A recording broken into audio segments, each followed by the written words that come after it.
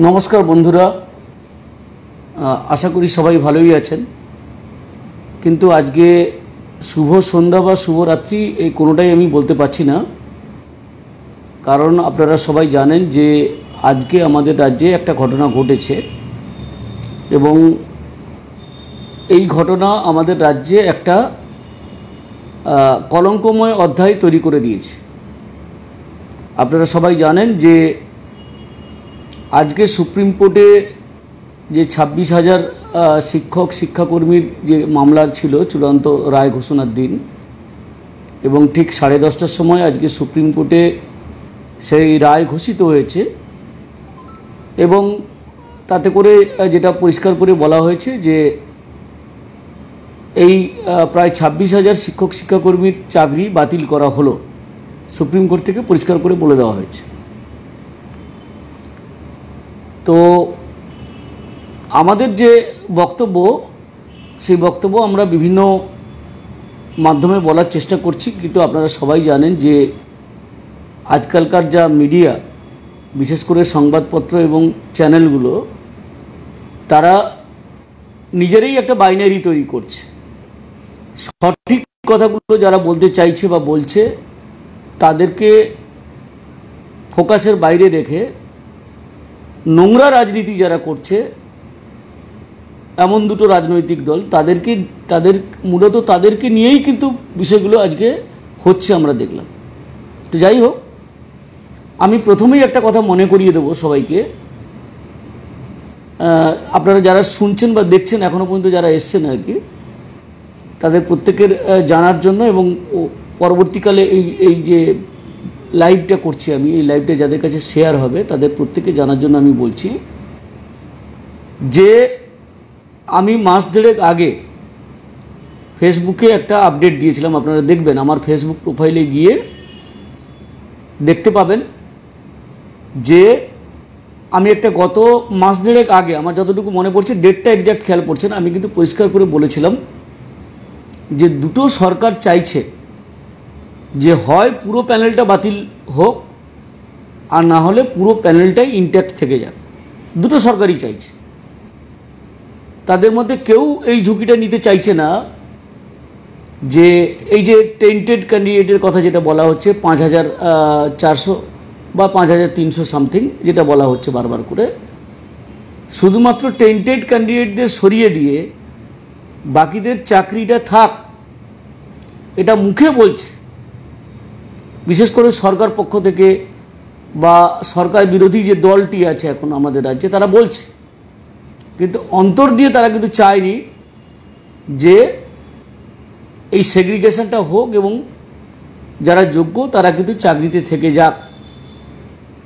আমি ইঙ্গিতটা কিন্তু একটা গুরুত্বপূর্ণ জায়গা থেকে পেয়েছিলাম, সেই পেয়েছিলাম এই কারণে আমি বলছি তার পরের দিনই আমি কিন্তু ফেসবুকে লিখে দিয়েছিলাম যে দুটো সরকারই চাইছে এই প্যানেলটাকে বাতিল করে দিতে, হয় পুরো প্যানেল বাতিল নালে পুরো প্যানেলটা অপরিবর্তিত থাকবে। কেন?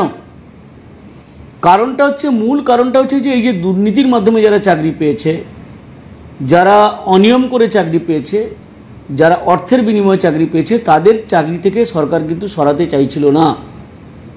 এটা তাদের কাছে একটা ঝুঁকির ব্যাপার হয়ে যাচ্ছিল। কারণ কেন ঝুঁকির ব্যাপার হয়ে যাচ্ছিল না, যে আপনারা সবাই জানেন যে অর্থের বিনিময়ে চাকরি হয়েছে। তৃণমূলের একবারে অঞ্চল স্তর থেকে ব্লক স্তর, মহকুমা স্তর, জেলা স্তর, রাজ্য স্তর সমস্ত স্তরের নেতারা এর সঙ্গে জড়িত আছে। শুধুমাত্র পার্থ চট্টোপাধ্যায় একাকে বলি পাঁঠা করার চেষ্টা করা হচ্ছে তৃণমূল দল থেকে। কারণটা কি? তারা জানে যে তারা সবাই যুক্ত আছে। একটা লোকের উপর দিয়ে যদি আমরা চালিয়ে দেওয়ার চেষ্টা করি তাহলে ব্যাপারটা ওয়েটটা একদিকে সরে যাবে, কিন্তু ব্যাপারটা তো তা হয় না। পাপ কখনো লুকায় না। পাপ যেটা করে মানুষ ঠিক এক সময় কিন্তু সেটা তার বহিঃপ্রকাশ ঘটে এবং মানুষের কাছে চলে আসে। তো সরকার রিস্ক নিচ্ছিল না, কারণ হচ্ছে যে আমি যদি যোগ্যদের সরিয়ে দেওয়ার যদি ব্যাপারটা এরকম দাঁড়ায় তাহলে তাদের উপর কিন্তু আক্রমণ আসতে পারে। ঠিক একইভাবে আমাদের যে বিরোধী দল যেটা রাজ্যে আছে এবং কেন্দ্রে তারা ক্ষমতায় আছে, তারাও চাইছিল না যে এই শুধুমাত্র অযোগ্যদের সরিয়ে আর বাকিদের রেখে দেওয়া হোক, কারণ তাদের কাছে একটা রাজনৈতিক অস্ত্র দরকার ছিল। বিশেষ করে তারা গণতান্ত্রিকভাবে ক্ষমতায় না আসতে পেরে তারা অন্য পথ খুঁজছিল। যদিও তাদের অনেক রকম মানে বহু রকম উদ্দেশ্য আছে, বহু রকম প্ল্যান ছিল আর কি। একটা প্ল্যান হচ্ছে যে সরকার বিব্রত হোক, রাজ্য সরকার তারা চাইছিল না। 2 নম্বর ব্যাপার হচ্ছে যে দুর্নীতির অভিযোগ যাদের বিরুদ্ধে উঠছে, আপনারা জানেন কয়েকদিন আগে যে প্রাইমারির একটা তালিকা মানে সুপারিশের তালিকা বিকাশ ভবন থেকে সিবিআই পেয়েছে। সেই সুপারিশের তালিকায় যাদের যাদের নাম আছে, মানে যারা যারা সুপারিশ করেছেন, এমএলএ থেকে আরম্ভ করে, মন্ত্রী থেকে আরম্ভ করে, তারপরে হচ্ছে বিধায়ক থেকে আরম্ভ করে, এমপি থেকে আরম্ভ করে, পুলিশের আধিকারিক থেকে আরম্ভ করে, তাদের কেউ কেউ কিন্তু এখন হচ্ছে বিজেপিতে অবস্থান করছে। তার মধ্যে অধিকারী পরিবার তো আছে, আপনারা সবাই জানেন। তো তারা কিন্তু কেউ চাইছিল না যে পুরো প্যানেলটা বাতিল হয়ে যাক। তারা চাইছিল হয় পুরো প্যানেলটা বেঁচে যাক, নাহলে সেগ্রিগেশন দরকার নেই, পুরো প্যানেলটাই চলে যায়। এবার আপনি বলি যে আজকে মাননীয় মুখ্যমন্ত্রী দেখলেন একটা হঠাৎ করে প্রেস মিট ডাকলো। এই হঠাৎ করে প্রেস মিট ডাকার ব্যাপারটা কিন্তু এটা হঠাৎ করে নয়, ভালো করে বুঝতে হবে। এই প্রিপারেশন কিন্তু অনেক আগে থেকেই ছিল। আমরা বারবার করে সাবধান করার চেষ্টা করেছি। বিভিন্ন যে শিক্ষকদের ফেসবুক গ্রুপগুলো আছে সেখানেও কিন্তু আমি জানিয়েছি যে সরকার ভেতরে ভেতরে নিয়োগের তোড়জোড় করছে। আপনি দেখুন যে গ্রুপগুলোতে, আমি বিশেষ করে কেরিয়ার বলে একটা গ্রুপ আছে বা স্কুল সার্ভিস কমিশন বলে একটা গ্রুপ আছে, এই গ্রুপে আমি কিন্তু দিয়েছিলাম, আপনারা দেখুন ভালো করে, যে সরকার কিন্তু ভেতরে ভেতরে নিয়োগের তোড়জোড় করছে। মানে তারা এটা বুঝতে পেরেছে বা কোথাও একটা কথা বলে আশ্বস্ত হয়েছে যে এই প্যানেলটা বাতিল হয়ে যাবে। সেই জন্য আজকে মুখ্যমন্ত্রী যে কথাটা বলল যে আমরা 3 মাসের মধ্যে করে ফেলব, ব্যাপারটা তা নয়। তারা কিন্তু অনেক আগে থেকেই বা মাস 2 আগে থেকেই কিন্তু প্রিপারেশন নিয়ে রেখেছে। এটা আজকে হঠাৎ করে প্রেস মিট করে বলে দিল 3 মাসের মধ্যে ব্যবস্থা করে দেবো, নিয়োগ কমপ্লিট করে ফেলবো। এটা কিন্তু আজকের ব্যাপারটা তা নয়। কিন্তু ওরা 2 মাস 2.5 মাস থেকে আগে থেকেই পরিকল্পনাটা সাজাচ্ছিল, কিন্তু কোথাও ফ্ল্যাশ হতে দেয়নি। তো কোনো ক্রমে আমরাও কিন্তু কোনোভাবে এটা কিছুটা আন্দাজ করতে পারছিলাম বিভিন্ন মাধ্যমে, বিশেষ করে সংবাদপত্রের সঙ্গে যারা যুক্ত আছেন বা সংবাদ মাধ্যমের সঙ্গে যুক্ত যারা আছেন তাদের কাছে অনেক খবর চলে আসে, তাদের মাধ্যমে কিন্তু আমরা জানতে পারছিলাম। কিন্তু কেউ সাহস করছিল না এই কথাটা বলতে যে হঠাৎ করে সরকার জানুয়ারি মাস নাগাদ, জানুয়ারি মাসের একবারে প্রথম সপ্তাহ দ্বিতীয় সপ্তাহ থেকে তারা কিন্তু এই তোড়জোড়টা শুরু করেছিল নিয়োগটা করবে বলে। কারণটা কি, তারা বুঝতে পেরেছিল পুরো প্যানেলটাই ক্যান্সেল হয়ে যাবে। কোথাও একটা কথা বলে আশ্বস্ত হয়েছিল যে পুরো প্যানেলটাই ক্যান্সেল হবে। তার সাথে একটা কথা বলি আমি, যে দেখুন সুপ্রিম কোর্টের কাছে এসএসসি যে হলফনামা দিয়েছে, আমরা যতটুকু শুনতে পেয়েছি বিভিন্ন জায়গা থেকে বিভিন্ন মাধ্যমে, সেখানে কিন্তু এই কথাটা লেখা আছে যে আমরা যে তালিকাটা দিচ্ছি এই তালিকাটা ফাইনাল নয়। এর পরেও কিন্তু কিছু টেন্টেড ক্যান্ডিডেট, টেন্টেড মানে আপনারা নিশ্চয়ই বুঝতে পারছেন, যাদের বিরুদ্ধে অভিযোগ আছে, যারা দুর্নীতি করে চাকরি পেয়েছে বা অনিয়ম করে চাকরি পেয়েছে, তাদের কথাই বলা হচ্ছে টেন্টেড। তাহলে এই যে তালিকাটা আমরা দিচ্ছি, এটা সুপ্রিম কোর্টে কিন্তু এসএসসি হলফনামা দিয়ে জানিয়েছে। এটাই আমাদের যে তালিকা, এইটা কিন্তু চূড়ান্ত তালিকা নয়। এর পরেও কিন্তু কিছু বেরিয়ে আসতে পারে, এই ধরনের কিছু কথা একটা লেখা ছিল বলে আমি শুনেছি। তাহলে সুপ্রিম কোর্টের কাছে যদি এই অস্ত্র সরকারের পক্ষ থেকে দেওয়া হয়, আমরা কিন্তু বারবার এসএসসির কাছে গিয়ে বলেছিলাম, বিকাশ ভবনের কাছে বলেছিলাম যে আপনারা যে আন্ডারটেকিং দেবেন সেখানে পরিষ্কার করে বলবেন যে আমরা দায়িত্ব নিয়ে বলছি এর পরে কোনো দুর্নীতিগ্রস্ত কাউকে খুঁজে পাওয়া যাবে না, এটাই ফাইনাল তালিকা এবং এর বাইরে কোনো টেন্টেড ক্যান্ডিডেট নেই। কিন্তু স্কুল সার্ভিস কমিশন সরকারের পরামর্শে, আমি বলছি সরকারি উকিলগুলোর পরামর্শে এবং সরকারের একবারে শীর্ষস্থানে যারা আছে তাদের সঙ্গে কনসাল্ট করে এই ধরনের একটা রিপোর্টটাকে সুপ্রিম কোর্টে দিয়েছে বলে শোনা যাচ্ছে। তাহলে সুপ্রিম কোর্টের হাতে তো অস্ত্র তারাই তুলে দিল। মুখে এক কথা বলছে আর কাজে অন্যরকম কাজ করছে। সুপ্রিম কোর্টের কাছে কি অস্ত্র তুলে দিয়েছে যে তাহলে এর পরেও কিন্তু টেন্টেড ক্যান্ডিডেট খুঁজে পাওয়া যেতে পারে। তাহলে সেখানেই তো সুপ্রিম কোর্টের একটা সন্দেহ হয়েছে যে তার মানে তুমি বলছো যে এরপরে আরও দুর্নীতিগ্রস্ত লোককে খুঁজে পাওয়া যেতে পারে, আরও চাকরি দুর্নীতি বেরিয়ে আসতে পারে। তাহলে এটাকে নিয়ে কিন্তু কনফিউশন আছে, এই নিয়োগ প্রক্রিয়াটা নিয়ে কিন্তু গণ্ডগোল আছে, সেই জন্য আমরা এটাকে বাতিল করে দিলাম। এই ক্লুটা কিন্তু সরকারের কাছ থেকেই পেয়েছে, এটা সবাই জেনে রাখুন। এখানে যারা ভুক্তভোগী আছেন আপনাদের প্রতি সহানুভূতি জানাই। অত্যন্ত বেদনার দিন আজকে, খুব কষ্টের দিন যে আমাদের সহকর্মী যারা ছিলেন তাদের কালকে থেকে চাকরি থাকবে না, এটা আমাদের ভাবতে খুব কষ্ট লাগছে। অত্যন্ত মানে একটা বেদনাদায়ক হৃদয় বিদারক ঘটনা আমাদের রাজ্যে ঘটে গেল, যেটাকে আমরা কলঙ্কিত অধ্যায় বলি আমাদের রাজ্যের শিক্ষা ব্যবস্থার ক্ষেত্রে। ঘটনাটা ঘটে গেছে, তা সত্ত্বেও আমি বলি আপনারা ঘটনাটা জেনে রাখুন। আগামী 7 তারিখে না কবে যেন ডেকেছে আপনাদের, শুনলাম নেতাজি ইন্ডোর স্টেডিয়ামে। এটাও একটা পরিকল্পিত নাটক। পরিকল্পিত নাটক এই কথা আমি বলছি এই কারণে যে এই যে প্যানেল ক্যান্সেল হবে এটা সরকার অনেক আগে থেকে জানতো, এবং এই যে নিয়োগ করবে বলে আজকে খুব কনফিডেন্টলি বলে দিল আমরা 3 মাসের মধ্যে করে ফেলছি। এই পরিকল্পনাটাও কিন্তু অনেক আগে থেকে করা ছিল। গত 2 মাস ধরে তারা কিন্তু ভেতরে ভেতরে পরিকল্পনা করছে, কিন্তু বাইরে কোথাও ফ্ল্যাশ হতে দেয়নি। তো স্বাভাবিকভাবে মাননীয় মুখ্যমন্ত্রী অত্যন্ত দক্ষতার সঙ্গে, অত্যন্ত সুচারুভাবে তিনি কিন্তু অভিনয়টা করতে পারেন। বহু ক্ষেত্রে আমরা দেখেছি, নির্বাচনের সময় আমরা দেখেছি পা ভাঙার নাটক, তারপর আরেকটা নির্বাচনের সময় কেউ ঠেলে ফেলে দেওয়া, কপাল ফেটে যাওয়া, এই ধরনের বিভিন্ন জিনিস আমরা দেখেছি। কিন্তু এইটা রাজ্যবাসী কিন্তু অভ্যস্ত, আমরা এটা মাথা ঘামাচ্ছি না। আমরা যে কথাটা বলছি যে আগামী 7 তারিখেও আবার একটা নাটক হবে। সে নাটকে কিছু ঘোষণা থাকতে পারে যে আপনাদেরকে অস্থায়ীভাবে কিছুদিনের জন্য আমরা রেখে দিচ্ছি, সামান্য টাকার বিনিময়ে কন্ট্রাকচুয়াল এমপ্লয়ি হিসেবে রেখে দিচ্ছি যতক্ষণ না পর্যন্ত নিয়োগ কমপ্লিট হচ্ছে, এই ধরনের কিছু ঘোষণাও হতে পারে। বা এইভাবে আশ্বস্ত করতে পারে যে আপনাদেরকে কম্পেনসেশন দিচ্ছি আমরা, আপনাদেরকে, আপনাদের পরিবারকে আমরা সাহায্য করছি, এরকম কিছু ঘোষণা হতে পারে, মানে আর্থিক কিছু ঘোষণা। কিন্তু আপনার চাকরিটা কিন্তু স্থায়ীভাবে সরকার খেয়ে ফেললো। তার সাথে সাথে আপনার মান, মর্যাদা, সম্মান, সমাজের কাছে যে মাথা উঁচু করে আপনারা চলতেন, যারা যোগ্য আছেন, আমি তাদের কথা বলছি। আমাদের খুব কষ্ট লাগছে, আমাদের পরিচিত অনেকেই আছেন যারা যথেষ্ট যোগ্য, যারা যথেষ্ট মেধাবী, এবং তারা যোগ্যতা দিয়েই কিন্তু চাকরিটা পেয়েছিলেন। কিন্তু সরকার প্রথম থেকে এই ধান্দায় ছিল যে অযোগ্যদের তারা চাকরি থেকে কোনো মতে বের করবে না। তাহলে তাদের যদি এই উদ্দেশ্য থাকতো তাহলে হাইকোর্টেই মামলাটা কিন্তু মিটে যেত, সুপ্রিম কোর্টে যাওয়ার কোনো প্রয়োজন হতো না। আমরা সুপ্রিম কোর্টের বিচার প্রক্রিয়া বা সুপ্রিম কোর্টের রায়দান নিয়ে আমরা মন্তব্য করতে পারি না, কোর্টের উপরে কোনো কথা বলতে পারি না, কারণ আইনই দেশের শেষ কথা বলে।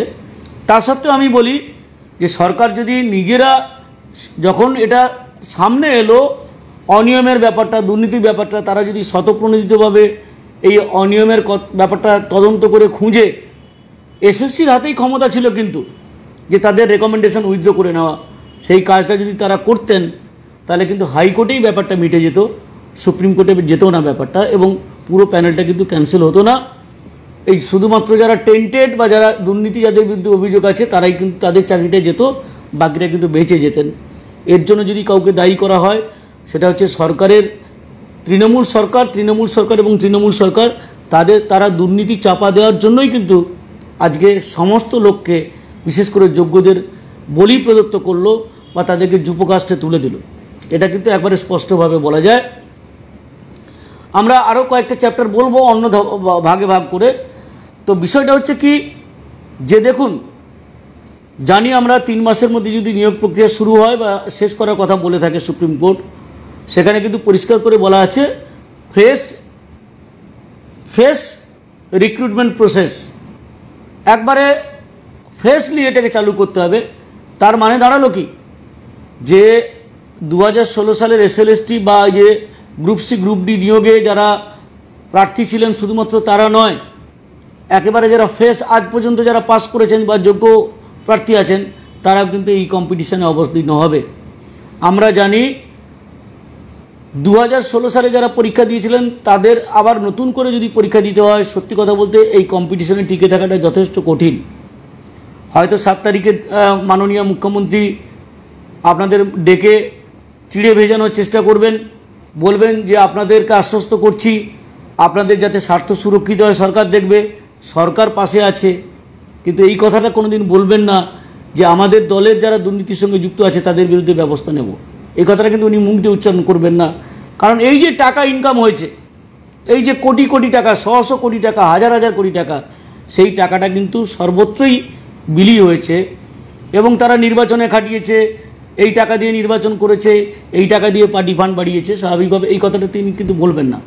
যদি সৎ সাহস থাকে মাননীয় মুখ্যমন্ত্রী, আপনি 7 তারিখ দাঁড়িয়ে বলবেন যে আমার দলের যে নেতারা এর সঙ্গে যুক্ত আছে, ব্লক স্তর থেকে, অঞ্চল স্তর থেকে, মহকুমা স্তর থেকে, জেলা স্তর পর্যন্ত এবং রাজ্য স্তর পর্যন্ত, তাদেরকে আমি দল থেকে বহিষ্কার করব। যদি সাহস থাকে আপনি কিন্তু ওই কথাটা 7 তারিখে দাঁড়িয়ে বলবেন। আপনি সবই জানেন, আপনার সমস্ত নখদর্পণে আছে, সমস্ত কিছু গোচরে আছে। শুধুমাত্র আপনারা কি করছেন, পার্থ চট্টোপাধ্যায় একটা শিকন্ডি খাড়া করে আপনারা সবাই বাঁচতে চাইছেন। আজকে কালীঘাটের কাকুর কণ্ঠস্বর কোথায় গেল, এই প্রশ্ন তো সাধারণ মানুষ বলছে। কবে পরীক্ষা হয়েছে, কেন তার ফরেনসিক রিপোর্ট এখনও বাইরে আসেনি? তো যাই হোক, আমরা এই সরকারের যে ভূমিকা তার কথা আমরা বললাম। এরপরে আমরা যেটা আসছি, যে আপনারা সবাই জানেন আজকে বিরোধী দলনেতা শুভেন্দু অধিকারী মায়া কান্না কাঁদছে সাংবাদিক সম্মেলন করে, তাই না? উনি বলছেন যে 26-এ আমাদেরকে ক্ষমতায় নিয়ে আসুন, আমি যোগ্যদের চাকরি থাকার ব্যবস্থা করব। তারপর আর কোথায় কোথায় সব কী করবেন বলে বলছেন। আসল কথা, কিছু জেনে বলছেন কি না জেনে বলছেন আমি কিছুই জানি না। ওনার এইসব ব্যাপারে কোনো ধারণা আছে বলে আমার কোনো ধারণা নেই। কিন্তু একটা কথা আমি বলি, যে এর পরের লাইন দিয়ে দাঁড়িয়ে আছে, আজকে আমি এই রায়টা বেরোনোর পরে বিভিন্ন মহলের সঙ্গে কথা বলেছি, বিভিন্ন জায়গায় গেছি আমি, ভবিষ্যতে কি হতে পারে, এদের চাকরি বাঁচানোর কোনো সামান্যতম সুযোগ আছে কিনা সেটা জানার জন্য বিভিন্ন জায়গায় আমি কিন্তু ঘোরাঘুরি করেছি। আজকে আমি যেটা জানতে পেরেছি, যে চাকরি বাঁচানো আর কোনো মতেই যাবে না। যতই আশ্বস্ত করুক, যতই রিভিউ করুক, যতই কিউরেটিভ অ্যাপিল করুক, কোনো মতেই কিন্তু চাকরি আর বাঁচাতে পারবে না। সুপ্রিম কোর্টের প্রধান বিচারপতির বেঞ্চ যখন রায় দিয়েছে, তার কোনো নড়চড় হবে না। এটা কিন্তু পরিষ্কার করে বলি আপনাদেরকে, যারা যারা বিভ্রান্ত করার চেষ্টা করবে কোনো মতেই বিভ্রান্ত হবেন না। লড়াই যদি করতে হয়, আন্দোলন যদি করতে হয়, তাহলে কিন্তু যারা দুর্নীতির সঙ্গে যুক্ত আছে, যারা আজকে আপনাদের পথে বসিয়ে দিল, যারা আজকে চাকরি কেড়ে নেওয়ার পেছনে যাদের সবচেয়ে বড় ভূমিকা, দুর্নীতিগ্রস্ত এই সরকার, তাদের বিরুদ্ধে কথা বলুন। দুর্নীতিগ্রস্ত নেতাদের বিরুদ্ধে কথা বলুন, চোর ডাকাতদের বিরুদ্ধে কথা বলুন, লড়াই করুন রাস্তায়, তাদেরকে হটানোর ব্যবস্থা করুন। নালে এই রাজ্যে কোনোদিন এই মানসিকতার পরিবর্তন আসবে না। আমরা জানি যে একটার পর একটা দুর্নীতি, সারদা থেকে আরম্ভ করে নারদা, আমি কিছু জানি না, আমি জানলে ব্যবস্থা নিতাম, তারপরে একটার পর একটা ঘটনা এরকম হয়ে যাচ্ছে। কি করে? তাহলে কিছুই জানতেন না তিনি? সারা রাজ্যটা আজকে লুটের রাজ্যে পরিণত হয়েছে, আজকে পুরো মানে একটা দুর্নীতিবাজদের সরকারে পরিণত হয়েছে, এটা সবাই আপনারা জানেন। কিন্তু আমি দেখতে পাচ্ছি কিছু কিছু সংগঠন তারা খুব দ্রুততার সঙ্গে রিয়াকশান দিচ্ছেন, যোগ্যদের চাকরি বাঁচানোর জন্য রাস্তায় নামছেন। নিশ্চয়ই আপনারা এটা আন্দোলনে পাঠ করতে পারেন, কিন্তু আমি পরিষ্কারভাবে বলছি, আপনি সবার প্রতি সহানুভূতি জানিয়ে, তাদের মানসিক যে যন্ত্রণা, আজকে যে কষ্ট, তার প্রতি আমি সহানুভূতি জানিয়ে বলছি, যারা এগুলো করছেন, এটা একটা কিছুটা লোক দেখানো আন্দোলন হচ্ছে বটে, কিন্তু এতে কিন্তু ফল কিছু হবে না, কোনো চেঞ্জ হবে না। যা রায় বেরিয়েছে সেটাই কিন্তু ইনট্যাক্ট থাকবে। তো স্বাভাবিকভাবে আগামীকালও কোনো একটা সংগঠন আমি শুনেছি, তারাও নাকি কি অভিযান ডেকেছে, যারা সারপ্লাস ট্রান্সফার আটকাবে বলে, সারপ্লাস টিচারদের বদলি আটকে দেবে বলে কোটি কোটি টাকা চুরি করেছে, তারা আবার কালকে আবার নতুন ধান্দা নিয়ে আবার রাস্তায় নামছে। আমি যতটুকু দেখলাম, আমাকে একজন পোস্টার পাঠালেন, তাতে পরিষ্কার করে বোঝা যাচ্ছে তারা দাবিটা তুলছে কি না, যারা যোগ্য প্রার্থী, যাদের চাকরি চলে গেল, তাদেরকে বিকল্প পথের সন্ধান করে দিতে হবে। বিকল্প পথটা কি? তারা এই দাবিও করছেন যে তাদের মাইনে বন্ধ করা যাবে না। এটা কখনো করা যায়? সুপ্রিম কোর্টের প্রধান বিচারপতি বেঞ্চ রায় দিয়েছেন, সেখানে কখনো এই দাবি তোলা যায়? এটাকেই বলে নাটকবাজি, এটাকেই বলে আন্দোলনের নামে ব্যবসা, এটাকেই বলে আন্দোলনের নামে অভিনয়। এরা হচ্ছে কুম্ভীরাস বর্ষণ করছে, কারণ জানে যে এই দুর্নীতিগ্রস্ত লোকেদের নিয়েই যারা সংগঠন তৈরি করেছিল, সেই সংগঠনটা বালির বাঁধের মতো ভেঙে যাবে। সেই কারণে কিন্তু এই কাজগুলো করছে তারা। তো স্বাভাবিকভাবে আমরা বিকল্প দাবি করছি। তাহলে আপনারা কি দাবি করছেন যে তাদেরকে কন্ট্রাকচুয়াল এমপ্লয়ি হিসেবে রাখা হোক? আপনারা কি দাবি করছেন যে তাদেরকে চুক্তির ভিত্তিতে কিছুদিন রাখো? স্থায়ী সমাধানটা কি সেটা বলুন। আপনারা ক্ষমতা থাকে, আপনারা তো সরকারের দালালি করেন। কালকে তো রাস্তায় নামবেন বলছেন। আমি সংগঠনটার নাম করে আমি তাদেরকে বড় করতে চাইছি না। আপনারা তো তৃণমূল সরকারের দালাল, চাটুকার, আমরা জানি। তো তাদের হয়েই আপনারা আগ বাড়িয়ে এই কথাগুলো বলছেন। আজকে আমরা অবাক হব না 7 তারিখে মুখ্যমন্ত্রী যদি এই কথাটা ঘোষণা করে যে এদেরকে আমি চুক্তির ভিত্তিতে কয়েকদিনের জন্য, কিছুদিনের জন্য রাখছি। সেই দাবিটা আপনাদের মুখ দিয়ে বলাতে চাইছে, তাই তো? এই জন্যই আপনারা আগেভাগে এই দাবি নিয়ে রাস্তায় নামছেন। লজ্জা করা উচিত আপনাদের। একবারও কিন্তু এই দাবিটা করছেন না আপনারা যে যারা দুর্নীতির সঙ্গে যুক্ত আছে, যে নেতারা, যে মন্ত্রীরা, যে আমলারা, তাদেরকে আইনের আওতায় নিয়ে এসে তাদের শাস্তি দেওয়া হোক, তাদের জেলে ভরা হোক। সেই দাবি কিন্তু আপনারা করছেন না। ক্ষমতা থাকলে, বুকের পাটা থাকলে পোস্টারে এই দাবিটা দিয়ে রাস্তায় নামুন। নকল ছদ্ম আন্দোলনকারী হিসাবে মানুষকে বিভ্রান্ত করবেন না।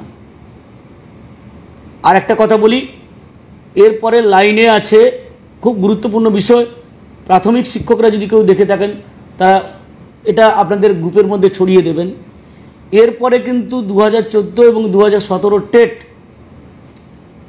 এই ক্যান্ডিডেট বাইজ 56 থেকে 58 হাজার শিক্ষক আছেন, তাদের চাকরি কিন্তু চলে যাওয়ার পথে। আমরা আজকে বিভিন্ন স্তরে কথা বলেছি।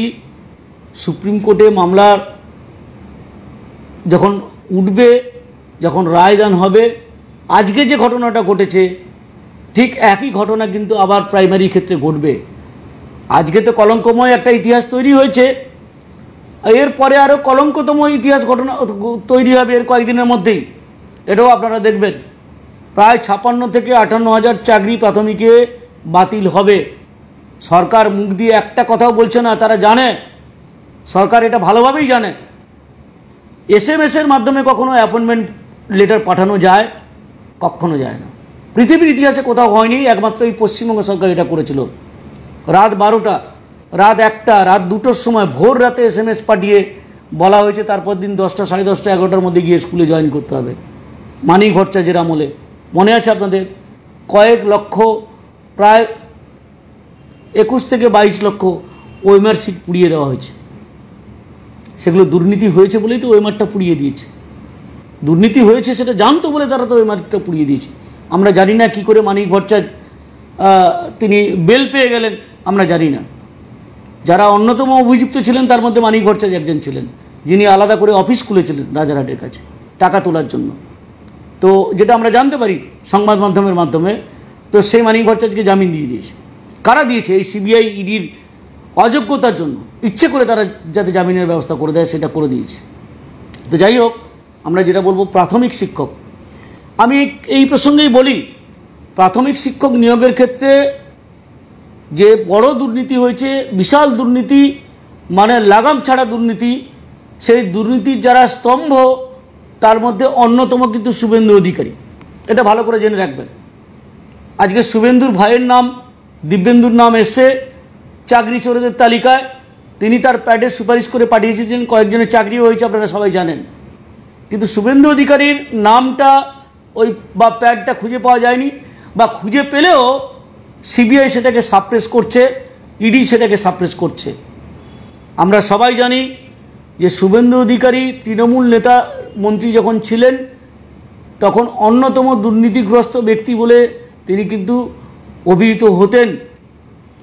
তার হাতে 6টা জেলা ছিল, মেদিনীপুর পূর্ব, পশ্চিম মেদিনীপুর, ঝাড়গ্রাম, বাঁকুড়া, পুরুলিয়া, মুর্শিদাবাদ জেলা তার দায়িত্বে ছিল। শোনা যায় যে এই 6টা জেলা থেকে প্রায় এজেন্টের মাধ্যমে, বিভিন্ন এজেন্ট নিয়োগ করে প্রায় 700 কোটি টাকা তুলেছে। শোনা যায়, এটা সাংবাদিকদের কাছ থেকেই আমরা শুনতে পাই যে প্রায় 700 কোটি টাকা তুলেছে। সেই 700 কোটি টাকার একটা সিংহভাগ টাকা, তিনি তখন তৃণমূলে ছিলেন, তৃণমূলের মন্ত্রী এবং নেতা, সিংহভাগ টাকা কিন্তু দিয়েছে এই তৃণমূল সরকারকে, তৃণমূল দলটাকে। একদিনও কিন্তু তিনি মুখ খুলে বলেননি যে আমি এত পরিমাণ টাকা মমতা ব্যানার্জিকে দিয়েছি বা দলকে দিয়েছি। কারণটা কি? তিনি যদি দুর্নীতির বিরুদ্ধে লড়বেন, তিনি বিজেপিতে গিয়ে উত্তরীয় পরে যদি নিজেকে শুদ্ধ বলে মনে করছেন, তাহলে আপনি কিন্তু আজ পর্যন্ত মুখ খোলেননি যে আপনি কত টাকা নিজের কাছে রেখেছেন এবং কত টাকা আপনি দিয়েছেন তৃণমূল, আপনার প্রাক্তন দল তৃণমূলকে দিয়েছেন আপনি, সেটা কিন্তু আজ পর্যন্ত আপনি একবারও বলেননি। তাহলে এর থেকে প্রমাণিত হয় যে দুর্নীতির অন্যতম স্তম্ভ আপনিও। আমরা দাবি করছি সিআইডির কাছে, আমরা দাবি করছি সিবিআইর কাছে, আমরা দাবি করছি ইডির কাছে। তৃণমূল নেতাদের, দুর্নীতিগ্রস্ত তৃণমূল নেতা মন্ত্রীদের সাথে সাথে অবিলম্বে শুভেন্দু অধিকারীকে হেফাজতে নেওয়া হোক। যদি সিবিআই ইডি না নেয়, যেহেতু উনি কেন্দ্রীয় সরকারে চালাচ্ছে, যারা তার দলের মধ্যে আছেন, ইনি শুদ্ধ হতে গেছেন, ওয়াশিং মেশিনে গেছেন, তাহলে আমাদের রাজ্যের সিআইডি কি করছে, তার ভূমিকা কি? সিআইডি কেন শুভেন্দু অধিকারীকে অ্যারেস্ট করছে না, তার বিরুদ্ধে কেন মামলা করছে না? শুভেন্দু অধিকারীকে অ্যারেস্ট করলে প্রাথমিকের দুর্নীতি মামলার একটা বড় সুরাহা হয়ে যাবে। কাকে, কোন কোন নেতাকে তৃণমূলের সর্বোচ্চ স্তরের নেতাদের বাড়িতে কত টাকা পৌঁছে দিয়েছে সেটা শুভেন্দু অধিকারী ভালোই জানে। এটা আমরা বিভিন্ন মাধ্যমে, বিশেষ করে সংবাদ মাধ্যমের কর্মীদের কাছে আমরা শুনেছি। তাহলে শুভেন্দু অধিকারী কেন মুখ খুলছে না? আপনি খুলুন সাহস থাকলে, যে আপনি এত টাকা কালেকশন করে তার এই পরিমাণ টাকা, 75% হতে পারে, 60% টাকা হতে পারে, সেই টাকা আপনি তৃণমূলকে দিয়েছেন। আপনি তো বলছেন যে আপনি বিরোধিতা করছেন, কোথায় বলুন এই কথাটা, ক্ষমতা থাকলে বলুন। আমরা দাবি করছি ইমিডিয়েটলি তৃণমূল নেতাদের সাথে সাথে শুভেন্দু অধিকারীকে কিন্তু অ্যারেস্ট করা হোক। না হলে কিন্তু নিয়োগ দুর্নীতির যে তদন্ত এবং বিচার প্রক্রিয়া কোনোটাই সম্পূর্ণ হবে না, এটা অসম্পূর্ণ হবে এবং আংশিক হবে, পক্ষপাত দুষ্ট হবে বলে আমরা মনে করি। শুভেন্দু অধিকারী পরিবারের সদস্যরা যেমন আছে, তার সাথে সাথে শুভেন্দু অধিকারীর ভক্তরা যারা আছে, তার মধ্যে অন্যতম আছে শঙ্কুদেব পাণ্ডা। যখন ছাত্র নেতা ছিল, শঙ্কুদেব পাণ্ডাকেও কিন্তু সিবিআই হেফাজতে বা সিআইডি হেফাজতে নেওয়া হোক। আমরা জানি যে এই ধরনের সাগরেদ যারা আছে, তারাই কিন্তু মূলত অর্থ সংগ্রহকারী ছিল, তাহলে তাদেরকে কেন হেফাজতে নেওয়া হবে না? আমরা এই দাবিটা করছি, সোশ্যাল মিডিয়ার মাধ্যমে করছি আমরা। যদি তৃণমূল সরকারের ক্ষমতা থাকে, বুকের পাটা থাকে, তাহলে এই বিজেপি নেতাদের, এই ভারতী ঘোষ, এই দিব্যেন্দু অধিকারী, এই শঙ্কুদেব পাণ্ডা, এই শুভেন্দু অধিকারী, এদেরকে সিআইডি দিয়ে হেফাজতে নিয়ে তদন্ত করা শুরু করবে। নাহলে পরিষ্কার করে আমরা বারবার করে যে কথাটা বলি, প্রমাণিত যে সত্য, সেটা হচ্ছে এই দুটো দলই কিন্তু একই বৃন্তে দুটি ফুল, বিজেপি আর তৃণমূল। এটা কিন্তু আমরা প্রমাণ করে দিয়েছি এবং এটা বারবার করে প্রমাণ হচ্ছে। আজকে সিবিআই স্বতঃপ্রণোদিতভাবে তদন্ত করছে না, আদালত তাকে থাপ্পড় মেরে মেরে গালে, আদালত প্রায় জোর করে তাদেরকে তদন্ত করাচ্ছে। প্রাথমিক নিয়োগের দুর্নীতি আপনারা সবাই জানেন, যে কালীঘাটের কাকু সুজয় কৃষ্ণ ভদ্র, তাকে এতদিন সিবিআই হেফাজতে রাখা হয়েছিল। তার কণ্ঠস্বরে নমুনা নিয়ে পরীক্ষা হয়েছে, ফরেনসিক টেস্ট হয়েছে, সেই পরীক্ষার ফল কি? এটা কেন জনসমক্ষে আসছে না? কেন কোর্টের কাছে জমা দেওয়া হচ্ছে না? যে কার কার সঙ্গে তার প্রভু যারা ছিল বা তার সাহেব যারা ছিল, তাদের ভূমিকাটা কি, এটা সবাই আমরা জানি। কিন্তু তা সত্ত্বেও সিবিআই ইডি কোনো ভূমিকা নিচ্ছে না। তাহলে এটা পরিষ্কার যে আজকে যে 26,000-এর প্যানেল বাতিল হয়েছে, এটা মূলত বিজেপি এবং তৃণমূল, কেন্দ্র এবং রাজ্য সরকার দুজনেরই বোঝাপড়ার ফল। যে এরকম ধরনের একটা প্যান্ডেমোনিয়াম তৈরি করো, রাজ্যের শিক্ষা ব্যবস্থাকে ভেঙে দাও, আস্তে আস্তে এভাবে শিক্ষা ব্যবস্থাকে ভেঙে দিলে তারপরে ওটা চলে যাবে বেসরকারি হাতে। আসল প্ল্যানটা হচ্ছে কি, যে শিক্ষাকে বেসরকারিকরণের দিকে ঠেলে দেওয়া, আদানিদের হাতে ঠেলে দেওয়া, আম্বানিদের হাতে ঠেলে দেওয়া। সেই পরিকল্পনার অঙ্গ হিসেবে এই ধরনের নোংরামি, এই ধরনের দুর্নীতি, এই ধরনের রাহাজানি শিক্ষা ব্যবস্থার ক্ষেত্রে চালু করেছে এই রাজ্যে সরকার এবং কেন্দ্রের বিজেপি সরকারও। তাদেরও একটা বড় ভূমিকা আছে। যদি তারা এই চক্রের সঙ্গে যুক্ত না থাকতো, তাহলে অ্যাটলিস্ট সিবিআই এবং ইডি তারা যথেষ্ট তৎপরতা দেখিয়ে, যথেষ্ট যোগ্যতার সঙ্গে আজকে এই বর্তমান রাজ্য সরকারের যারা মন্ত্রী, যারা আমলা, যারা এমএলএ এমপি যারা যুক্ত আছেন, তাদের প্রত্যেকে কিন্তু আজকে গরাদের মধ্যে রাখতো। সেই কাজটা কিন্তু করছে না। কারণটা কি আমরা সবাই জানি। এর পেছনে আছে মোহন ভগবত, এর পেছনে আছে মোদি, এর পেছনে আছে অমিত শাহ, এর পেছনে আছে রাজনাথ সিং। তাহলে আজকে যারা আগামীকাল যারা আন্দোলনের নাম করে ভণ্ডামি করতে রাস্তায় নামছেন, তৃণমূলের দালাল সংগঠন, আপনাদের ক্ষমতা থাকলে আপনাদের যদি বিন্দুমাত্র দায়বদ্ধতা থাকে শিক্ষা ব্যবস্থার প্রতি, আপনারা এই দাবিটাও তুলুন যে এই সরকারের যারা দুর্নীতিগ্রস্ত তাদেরকে অবিলম্বে বিচার প্রক্রিয়ার মাধ্যমে নিয়ে আসতে হবে, আওতায় নিয়ে আসতে হবে, তাদেরকে অবিলম্বে অ্যারেস্ট করতে হবে এবং জেলে ভরতে হবে। ক্ষমতা থাকলে বিকাশ ভবনে যাওয়ার আগে এই স্লোগানটা দেবেন এবং আপনাদের পোস্টারে, আপনাদের প্রচারে এই জিনিসটা নিয়ে আসবেন। আর বিভিন্ন ছাত্র সংগঠন, যুব সংগঠন সবাই রাস্তায় নামছেন। এখন শুধুমাত্র একটাই আন্দোলন করা দরকার বলে আমরা মনে করি, চাকরি কোনো মতেই বাঁচানো যাবে না, এটা আমরা নিশ্চিত। আমি এটা পরিষ্কার করে বলে দিচ্ছি আজকে, আগামী দিনে আরও 56 থেকে 58 হাজার প্রাইমারি টিচারের চাকরি বাতিল হতে যাচ্ছে। তাহলে আমাদের এখন একটাই রাস্তা সবার হওয়া উচিত যে কিভাবে যারা অপরাধী, যারা ক্রিমিনাল, এরম আমরা দেখিনি যে পুরো ক্যাবিনেট একটা ক্রিমিনাল প্রসিডিংসের মধ্যে চলে এসছে, যেটা সুপ্রিম কোর্টে আজকে রায় দিয়েছে। আপনারা দেখেছেন যে সিবিআই তদন্তের উপর যে স্থগিতাদেশ ছিল সেটা তুলে নেওয়া হয়েছে এবং এই ক্যাবিনেটের উপর ক্রিমিনাল প্রসিডিংস যেটা চলছিল, তদন্ত চলছে, সেই তদন্ত প্রক্রিয়া চালানোর যে সেক্ষেত্রে তারা প্রসিড করতে পারবে এবং আগামী 8 তারিখ সম্ভবত আবার হিয়ারিং আছে এবং তাতে সেখানেও তাদেরকে কিন্তু বলতে হবে। তাহলে এরকম আমরা দেখিনি নজিরবিহীন ঘটনা। পশ্চিমবাংলার ইতিহাসে স্বাধীনতার পরে কংগ্রেস সরকার এসছে, যুক্তফ্রন্ট সরকার এসছে, তারপরে বামফ্রন্ট সরকার এসছে, সিদ্ধার্থ শঙ্কর রায়ের আমলের জমানা ছিল, 2011 সাল পর্যন্ত বামফ্রন্ট সরকার ছিল। আমরা কোনোদিন দেখিনি এরকম নজিরবিহীন ঘটনা। এত হাজারে হাজারে চাকরি চুরি, এত হাজারে হাজারে চাকরি বিক্রি, কোটি কোটি টাকা, হাজার হাজার কোটি টাকা দুর্নীতি আমরা কখনো দেখিনি, কিন্তু আজকে আমাদের দেখতে হচ্ছে। আজকে শিক্ষক কথাটা বললেই রাস্তায় মানুষ আঙুল তুলছে। আমরা তো অহংকার করে বলছি, এমনকি তৃণমূল যারা করেন, তৃণমূলের সমর্থক শিক্ষক যারা আছেন, শিক্ষাকর্মী যারা আছেন, যারা বাম আমলে চাকরি পেয়েছেন, তারাও কিন্তু অহংকার করে বলছে যে আমরা কিন্তু চাকরিটা পেয়েছি 2011 সালের আগে। তারা বুক ফুলিয়ে বলছে। কংগ্রেস যারা করে, বিজেপি যারা করে সমর্থক শিক্ষকরা, তারা সবাই বুক ফুলিয়ে বলছে যে আমরা কিন্তু চাকরিটা 2011 সালের আগে পেয়েছি। কোথায় তৃণমূলের আমলে যারা চাকরি পেয়েছেন তারা কিন্তু বুক ফুলিয়ে বলতে পারছেন না।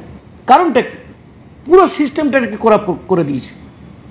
এই পরিস্থিতিতে দাঁড়িয়ে আমাদের একমাত্র আন্দোলন হবে যে যারা এর পেছনে দায়ী তাদের চরমতম শাস্তি হোক এবং ভুক্তভোগীরা তাহলে তারা কিন্তু শান্তি পাবে, তাদের মনে কিছুটা স্বস্তি আসবে।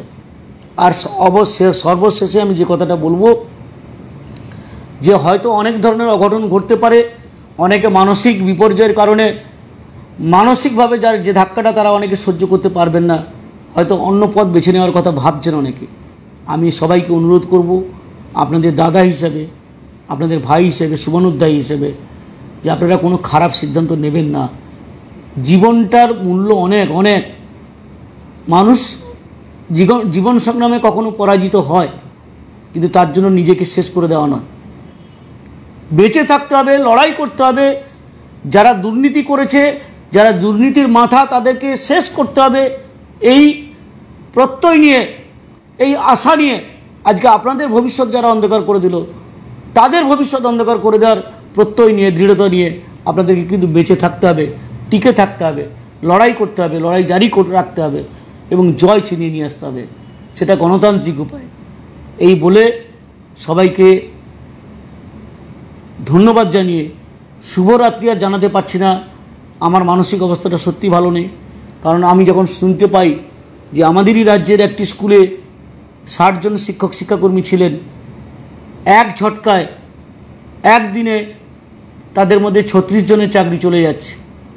কখনো একজন শিক্ষক হিসাবে, শিক্ষা আন্দোলনের কর্মী হিসাবে কখনো ভালো থাকতে পারি না, মন কখনো ভালো থাকতে পারে না। সত্যি খুব কষ্ট লাগছে। আপনারা সবাই ভালো থাকুন, সুস্থ থাকুন, মানসিকভাবে নিজেদেরকে দৃঢ় রাখুন এবং সবাই যাতে সত্যিটা জানতে পারে, সবার কাছে যাতে এই বার্তাটা পৌঁছে যায়, সেই জন্য আপনারা এই ভিডিওটা, আমার এই ফেসবুক লাইভটা সবার কাছে শেয়ার করে দিন। এটুকুই আমরা বক্তব্য। বিশেষ করে যারা চাকরি হারা হলেন আজকে, আপনারা সত্যটা জেনে রাখুন। আপনাদের এই চাকরি চলে যাওয়ার প্ল্যান ও পরিকল্পনাটা কয়েক মাস আগে থেকেই কিন্তু শুরু হয়েছিল এবং শুরু করেছিল এই রাজ্য সরকার এবং কেন্দ্র সরকার। সেটা আপনারা সবাই জানুন। জানার পরে 7 তারিখের মিটিংয়ে আপনারা যান, ওখানে আপনাদের বক্তব্য বলবেন, বক্তব্য শুনে আসবেন। সমস্যার সমাধান কী হয় সেটা আমি জানি না, বলতে পারবো না এই মুহূর্তে, কিন্তু আপনারা বিষয়টা জেনে রাখুন। এটা অনেক আগে থেকে পরিকল্পনা করা এবং সেই কারণেই আজকে ইনস্ট্যান্ট খুব দৃঢ়তার সঙ্গে এতগুলো উত্তর নবান্নে বসে উনি দিতে পারলেন। সবাইকে ধন্যবাদ। সবাই সুস্থ থাকুন, মানসিক জোর রাখুন, এটুকু বলেই আমি আমার বক্তব্য শেষ করলাম। নমস্কার।